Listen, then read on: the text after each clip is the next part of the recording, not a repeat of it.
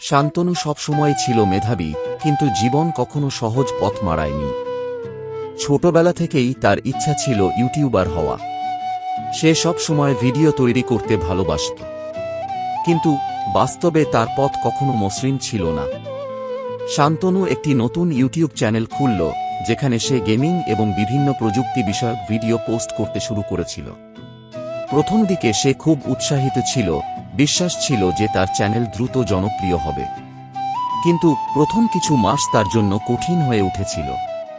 ভিডিওগুলি খুব কম মানুষ দেখত, এবং কোন এক্সপোজার না পাওয়ার কারণে তার চ্যানেলের সাবস্ক্রাইবার সংখ্যা বাড়ছিল না। শান্তনু যখন দেখল সে যতটা কাজ করছে ততটা ফল পাচ্ছে না, তখন তার মনোভাব একটু ভেঙে যেতে শুরু করল। সে ভাবতে শুরু করল, কিছুতেই কি আমার চ্যানেল সফল হবে না।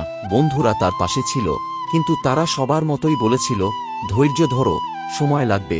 কিন্তু শান্তনু দিনের পর দিন চেষ্টা করেও কোনো বড় ফল পেল না।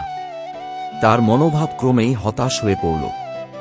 তবে একসময় শান্তনু নিজেকে প্রশ্ন করতে শুরু করল, কি ভুল হচ্ছে। সে বুঝতে পারল যে শুধুমাত্র ভালো ভিডিও বানানোই যথেষ্ট নয়, তাকে আরও অনেক কিছু করতে হবে। নিয়মিত কন্টেন্ট, সামাজিক যোগাযোগ মাধ্যমে প্রচার, এবং প্রফেশনাল গ্রেডের ভিডিও নির্মাণ।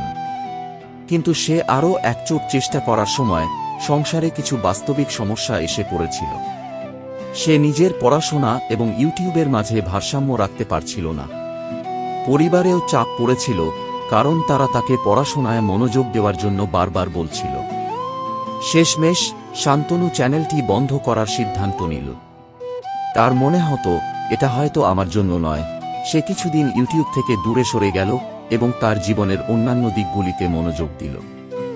যদিও তার ইউটিউব স্বপ্ন পূর্ণ হয়নি, তবে শান্তনু জানত জীবনে কোনো কিছু হারানো যায় না।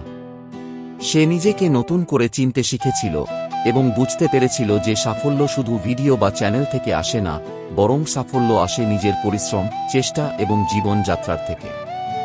এখন শান্তনু তার ইউটিউব চ্যানেলটির দিকে ফিরে তাকায় না, তবে সে জানে যে সফলতা বা ব্যর্থতা কিছুই স্থায়ী নয়, বরং জীবনের প্রতিটি মুহূর্তই মূল্যবান।